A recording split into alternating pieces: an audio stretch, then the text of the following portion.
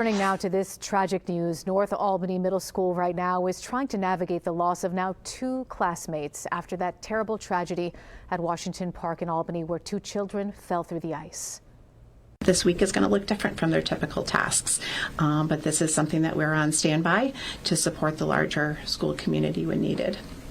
We have learned the 11-year-old girl who fell through the ice trying to save the boy who fell in first has now died as well. Now a company that provides counseling services is offering emotional support to teachers and students at North Albany Middle School. NewsChannel 13's Tessa Ventulin is live right now at Washington Park in Albany with the very latest. I can't imagine how challenging this is, not only for those families, but for the school as well, Tessa. Yeah, this is such a heartbreaking and tragic story and a tragic loss for everyone involved. We're here at that Washington Park lake where that 11-year-old boy and that 12-year-old girl fell through the ice there. That 12-year-old girl tried to save her friend who was drowning.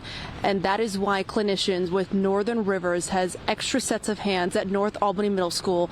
They have an open door policy. Students at the school are more than welcome to stop by at any time during the school day to speak with clinicians. That invitation is extended, of course, to all staff at North Albany Middle School.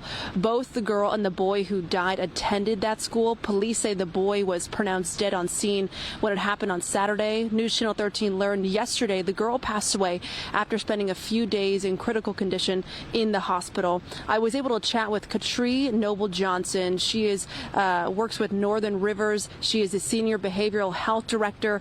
Northern Rivers provides mental health counseling and has worked with the Albany City School District for roughly 20 years. Terrible situations like this don't happen often, but when they do, Noble-Johnson says her team responds fast. They have one clinician who works at the middle school full time. They also brought in a crisis clinician for the time being, and they've pulled clinicians from other schools to accommodate grieving students.